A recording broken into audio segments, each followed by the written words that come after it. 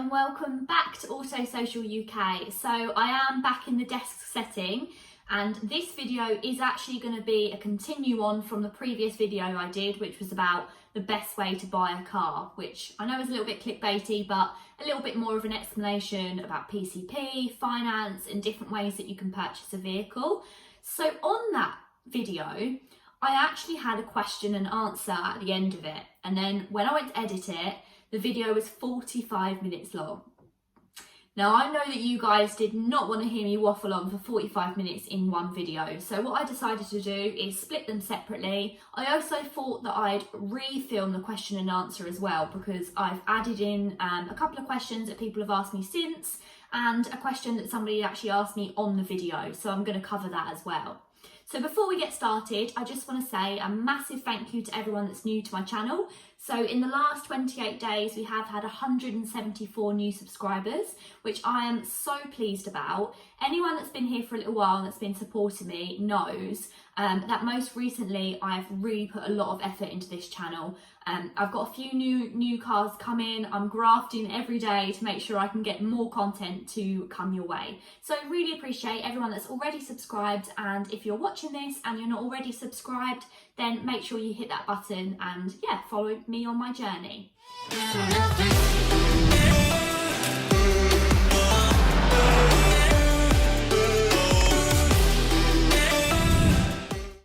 So most of these questions today are going to be surrounding finance again, and questions that you guys had on finance. I also asked most of these questions have come from my Instagram. So my Instagram is auto_social_UK. And if you're not already following me on there, then make sure you head over to Instagram and give me a follow, because I often ask questions and ask you to get involved in up and coming videos. So it's definitely good to follow me over there. But hitting it off, so it says, it would be interesting to know where to get a good PCH deal or contract hire. This is a very interesting comment. I'm actually going to hold my hands up to this one. I know next to nothing about PCH. I know the very basis of it, that it's a lease car that you pay monthly, that is similar to a PCP, but you have less options. Other than that, there really is not a lot that I know about contract hire. The main reason for this is when you work in a main dealer, there is usually somebody who is specifically for contract hire, that they do solely contract hire, and then everyone else in the dealership doesn't really get involved in it. You're kind of pushed towards PCP. So because of that reason, what I'm actually going to do is my next sit down video, I'm actually going to interview somebody about contract hire. So I'm going to find somebody who is a specialist in contract hire and ask them my questions. And if you've got any questions about contract hire as well, then make sure you pop them in the comments and I'll make sure to ask them about those. So next one, best way to get out of negative equity. Is it best to wait until the end of the contract?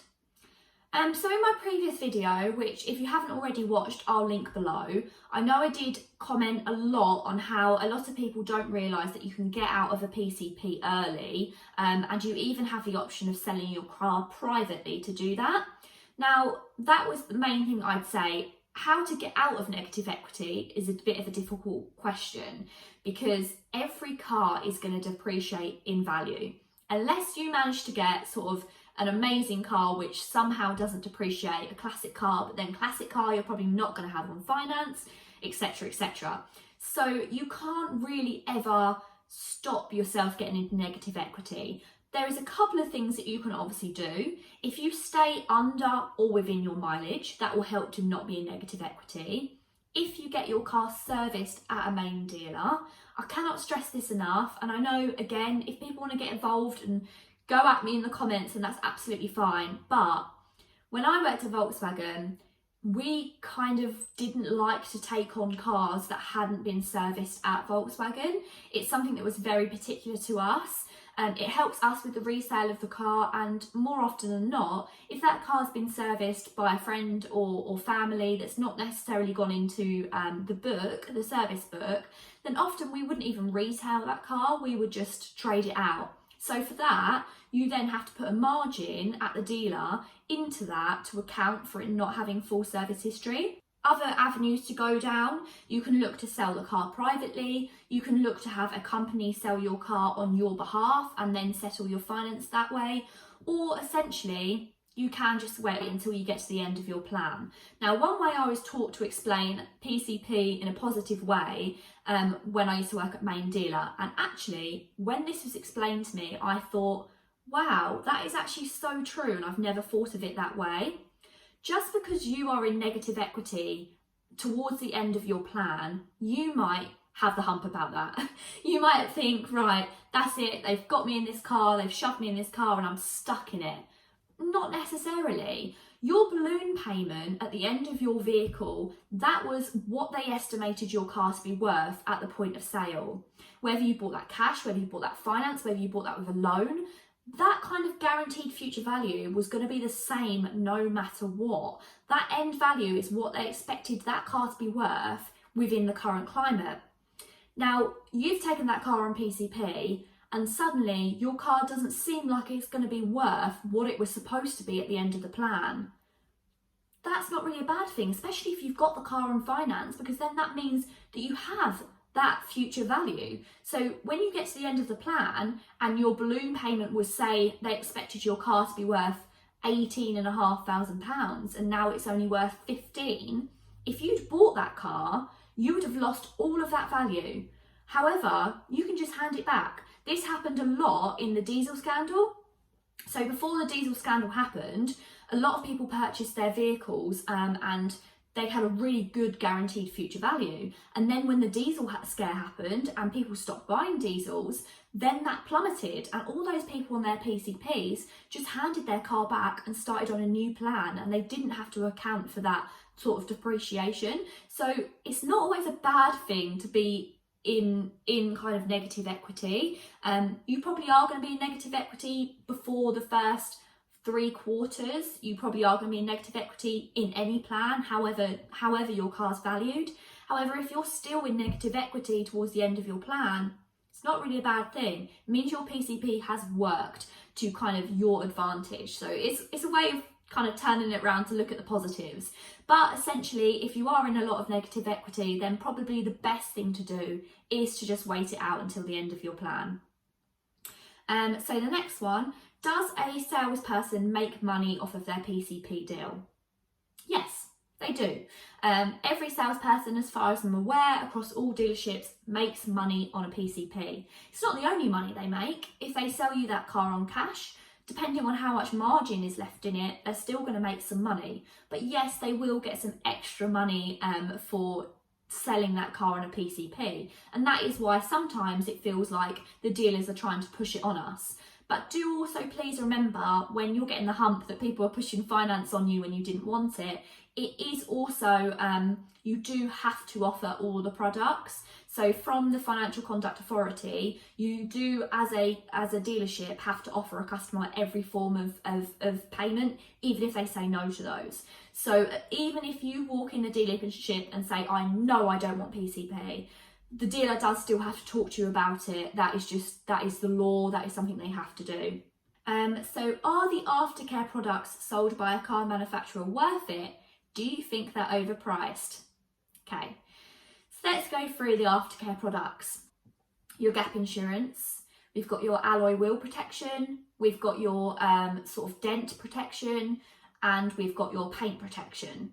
I think that's the majority of them. I think when you go into more expensive cars, you do have like a few other options that you can go for as well. A lot with when I was talking about the finance before, this is all circumstantial. Whether I think it is worth the money depends on how often you would likely use it. So one thing I do think is essential and that is worth the money is gap insurance, especially if you're taking a car on finance, because most of the time that will be an RTI, return to invoice insurance. So if you take a car on a PCP, you are going to be in negative, you're going to owe more for the car than what it's worth for a little while. If you're to write your car off in that time, you are going to have to pay money to get out of your finance plan. So a gap protects you from this. And then you've got things like alloy wheel insurance and like dent protection. Now, if you're someone like me, and please don't stereotype me, I know what you're all thinking. Yes, I smack my alloys all the time. I always have. I'm quite a lazy driver, and it is very often that I bounce off of curbs. So for me, let's say I've got a 3-year alloy wheel protection, and that alloy wheel protection costs me £300 at the start of my plan. Now, each alloy wheel refurbishment per wheel costs about £50 to £80 per wheel, I would say. Now that means that I've only got to damage my alloy wheels like a handful of times to get my money's worth, and it means that I can use them as much as possible, and it helps my guaranteed future value on my vehicle as well. So someone like for me would definitely get their worth out of an alloy wheel protection. I don't tend to dent my cars as much. I tend to park in car parks as far away from people. I'm quite careful with my car. Therefore, I don't really think I'd use dent protection as much. But if you're someone that you know works somewhere where you park your car where it's prone to get dented, it's prone to get dings and knocks, then yeah, you're probably going to get your worth out of sort of the dent protection. And then lastly, you have got your paint protection, which I'm not actually going to talk about paint protection. Let's just say the ones I've already spoken about. I think gap insurance, yes, it is essential, especially if you're going for a PCP. Then I think you've got your alloy wheel and your dent protection, which, yes, I think depending on you as a person, they could be well worth the money. And then you have your paint protection, which we're not going to talk about. But I can guess you can assume what I feel about paint protection. So yeah, and do I think they're overpriced? Not really. I think they're quite in line with pricing. Most of the time you can work out a deal where you can say, right, I want gap and I want alloy protection and I'll have dent protection thrown in. So you can usually do a deal around them, and then I guess it makes it a better price. Perhaps they're not a great price to start with, but you can usually end on a good price. So this is actually a message that I got from my friend Abby, and it's not actually a question, it's more of like a statement that she wanted me to cover. So it says, people should be aware that finance will affect their mortgage acceptance. And this is a really important point, and she is completely true, and Abby knows this because Abby's gone through the process.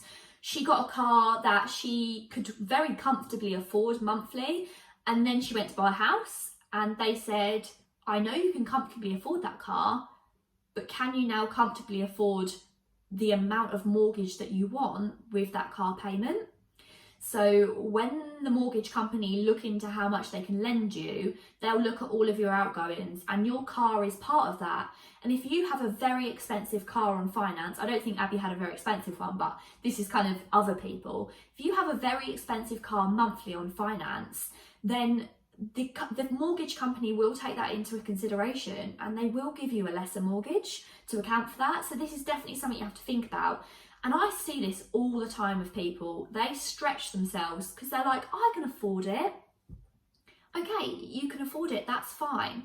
But you have to take other things into consideration. I might say, I could afford to spend £400 on a car a month. But would I be able to run that car, insure that car, kind of keep up with the upkeep of that car on top? So these are all things you've got to take into consideration, and you have to always think that when you set your budget, you usually do end up going over that when you go into the dealership.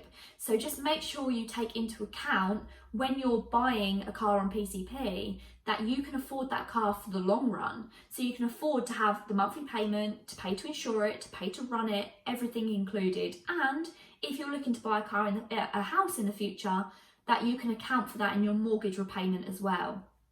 A good thing to probably do is if you want a car on finance now, but you're thinking of getting a house in the near future, then perhaps bring your budget down on your car, go for a slightly cheaper car a month, get your mortgage in place, and then you can upgrade next time to a more expensive car. Because once you've got your mortgage in place, you can then up your payment on your car. But it's better to do it that way round than to buy a really expensive car, then realise you can't get the mortgage that you want, and then have to downsize your car to get the mortgage. So it's definitely, all these things have to be taken into consideration. Next question.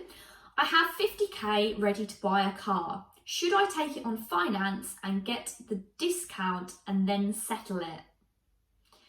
So this is something I'm a little bit uncomfortable talking about, coming from main dealer.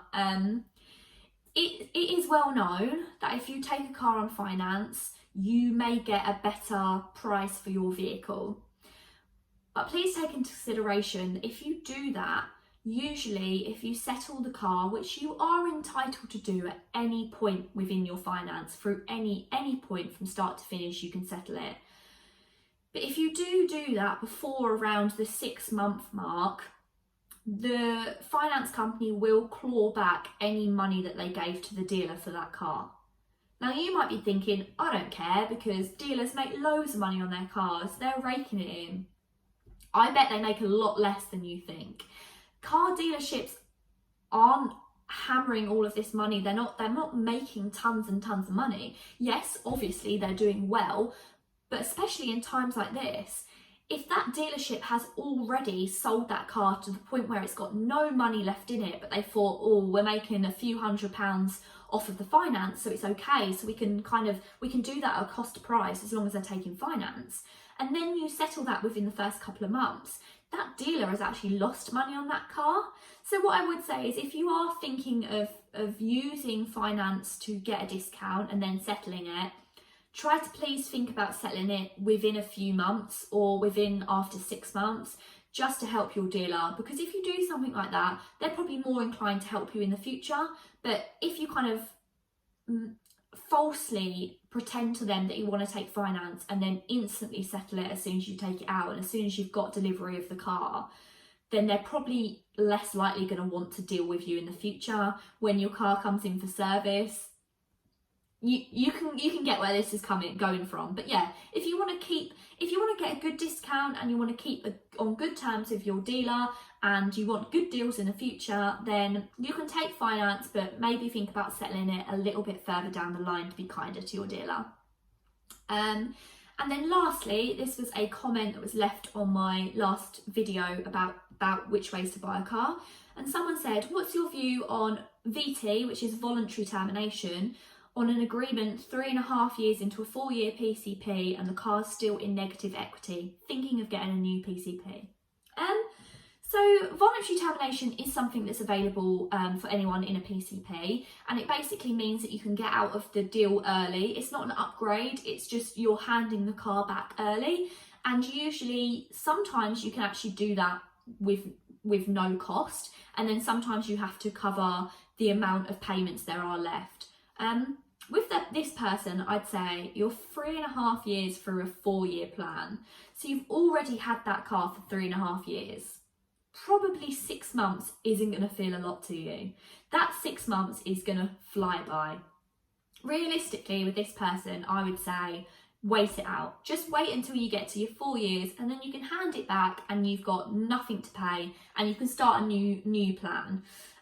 If you're really desperate to get out, then yeah, explore your voluntary termination. You never know, you might call up your voluntary termination, they might say it's £300 and you know that you've got 4 payments left of a £300 a month, so it makes sense to do it that way. You might also call them and they might say you've got a huge balance outstanding, which you're then going to not do. So it just completely depends what your voluntary termination fee is. But what I'd say is, if you're that far through your plan, unless your voluntary termination is really low, I'd probably just wait it out. And yeah, that's pretty much the last of the questions that I have. So thank you so much for watching this video. I may still do a few more of these. So again, if you've got any questions, then please pop them in the comments below. As I mentioned, the next video that I'm going to be doing, that's going to be a sit-down video, is going to be interviewing someone about contract hire. So please do put all of your comments about contract hire down below. If you've liked this video, then please give it a big thumbs up. And of course, if you're not already subscribed, then do that now. Thank you so much, and until next time, bye.